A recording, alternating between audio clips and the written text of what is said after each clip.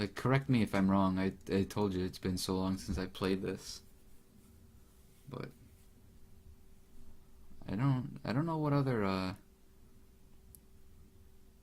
effects the stress relief huts can have. The fiends must be driven back. And what better place to begin than the It's kind of annoying that the our subtitles just get in noble the line. way sometimes. I'll go boop boop. If I find every room battle. Finding the stuff is only the first test. Now it Now must be carried home. Really? You gotta go into the booth. A That fortune works. waiting to be I spent. wasn't gonna have no one go in it anyway, but that works. Sneak a torch. Suck this torch.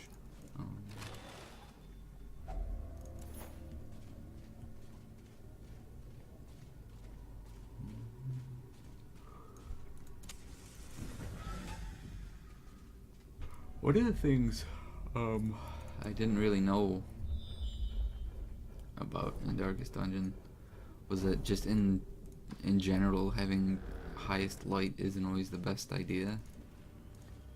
Like there's wow, 2 whole skeletons. Isn't always the best thing. Like I guess you get more money and trinkets when you're fighting in the dark. Be gone, fiend. And aside that, you have the option of fighting or running into stronger foes and stuff, and unique enemies too.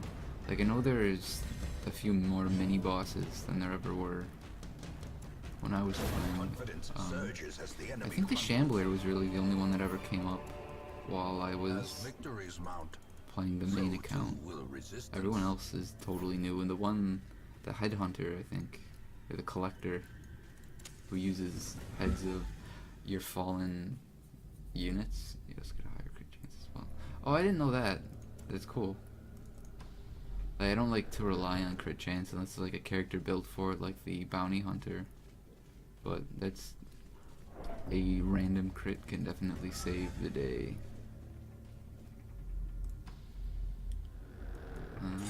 She did it. Didn't even mean to click on it. Mikolash. Even the cold stone seems bent on I can't remember preventing if the heads that he calls actually bear your. You can open it or read them. If the heads he calls have the names of your fallen units or what, your fallen dungeoneers. I think they do. I could be wrong though. A battle.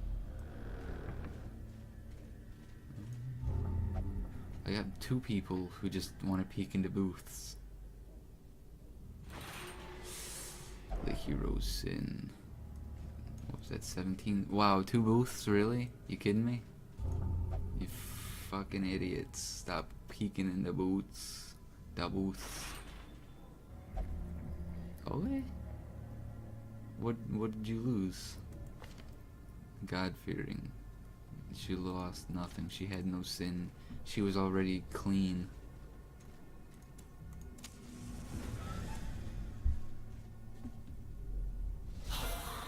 Butter done. These guys. Should I blind them? I'll blind them.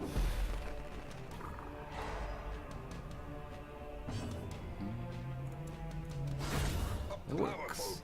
That works. Like that's the crit chances in this game are pretty high compared to like most RPGs, honestly. Well, like on the classes that actually do crit stuff. I think hers was 5% rather. It's pretty nice. Minus 20%. Oh, this stun this guy.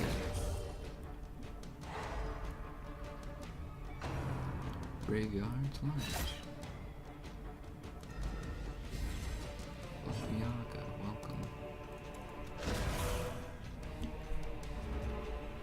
Oh yeah, I look forward to playing this more, honestly. Blue daggers again. Their formation is broken. Maintain the offensive. I Can they use it from any position? Because I think that you can still, if you click on them. No. Yes. No. Yes. No. It goes away. I thought you could check what their skills actually do. Oh, is that identifier that it? Yeah, it's a stress damage identifier. That's cool. I guess they can use it from any position. I thought the only thing they had from every position was the Dirk in the Dark or whatever, but maybe Goblet is the last 3. Fine. Sure. Got it. No. Let me see if I just did everything. Select.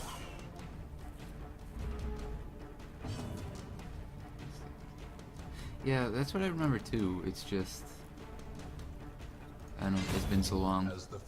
I think a lot of the later enemies have new abilities too. I just hope they're not completely ridiculous with their attributes. So I remember one of the old lady in the forest. If only treasure There's it's an enemy type that's in every area. I think in the center areas or the mid-level dungeons. But she had I think 40 or 50 dodge at one point. And it's just like, it wasn't that she was strong or had high health. It's just that she would move around. I don't remember what that curio is. She just dodged everything. Yeah.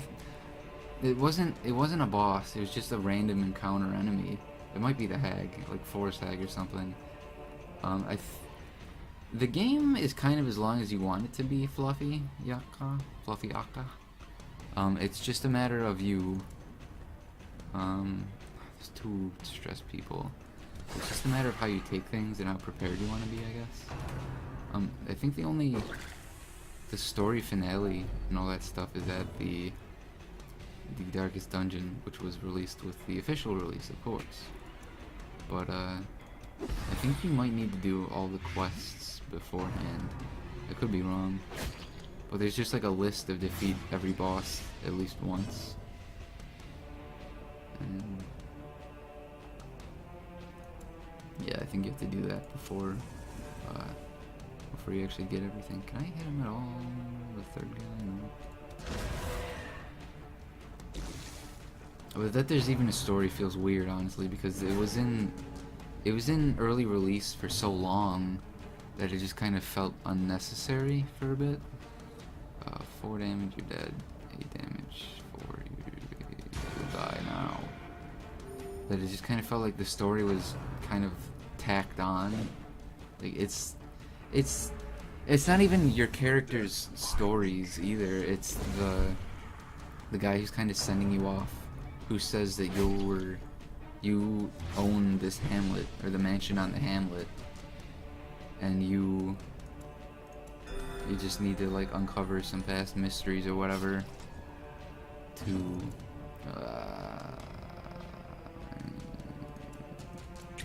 get everything. When it was coming. Yeah, it came out, I want to say a couple months ago, honestly. Like, yeah, because I think it came out before I moved. I can't blind him. Oh, but he's human, I don't care. But I didn't really play it after that. I didn't play it after it finally released. The last time I played it, I'm pretty sure it was when the Abomination came out. I'll just go for it. Cool. Oh, not bad. Well, that's great, but I'm gonna camp soon, probably. Maybe. Probably before the last 2 rooms. And, yeah. But, like, yeah, it's definitely fun, but it's not at all a story-driven game. Anti-venom, I believe. Nice. Energy can also be applied to hero and increase resistance. I'll just try the water. Great. Let's just waste all of my items. Just open the damn thing. Tetanus? For real? You bitch. Does he have kleptomania? Nice. Nice.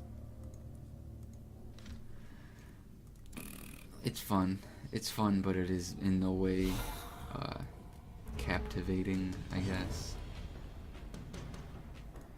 Pick to the face, pick to the skull. Really? You put bandages on the mummy? Like, maybe you like put them on your hand before you reach in there. I guess that makes sense. The one thing I didn't try.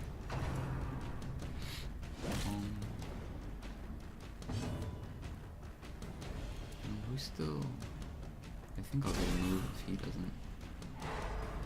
Gets instant insanity blight. Yeah, I mean it happens. Darkest dungeon. Why not? Can I only... Hero suffers stress. I can just move. That works.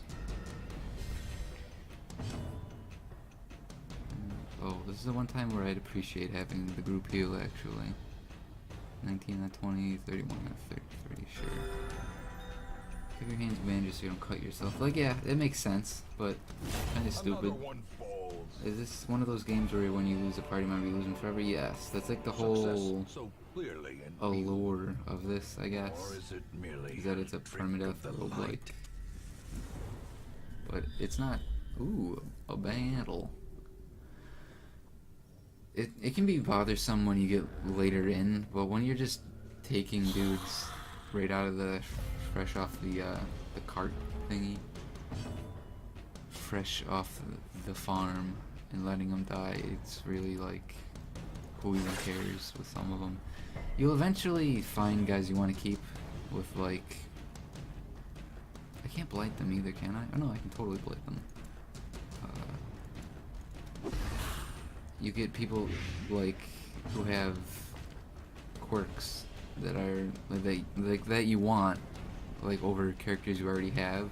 It's like you can remove every quirk that you have or lock every quirk, any quirk that you have too, but it costs a ton of money and it costs one quest round or 1 week rather. So like anything negative you can remove, but it's just a matter of having the resources to do so, and you can typically only do it one at a time as well. I think there are buffs later on to have a small chance to remove additional debuffs or diseases or anything like that in one go, but it's super unlikely.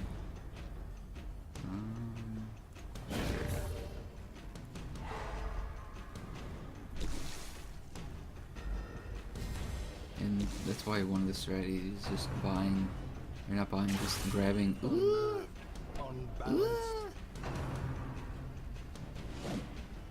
Is just getting 4 dudes fresh off the farm, seeing how well they do, and then if they don't survive, screw them, they're dead, but you still get the money for it. So just like don't pay for the resources. Like Bro Crisp was saying earlier, don't bother like getting them anything. Let's just make sure he dies. Yeah, seriously, pay for therapy to have a quirk suppressed. Like, electroshock therapy. I guess I should heal here, which I didn't. Yeah, I'm surprised Coral is as bad as it is. Like, it's one of the few things that's surprised me. Mark self-torch up. Do I really need it? I could. No, because I'll camp after this. There are a few moves that just the damage modifiers on them seem insane for what they are. My roommates are home. Torch. There are a few things that you just, it's a matter of positioning, nothing more than that.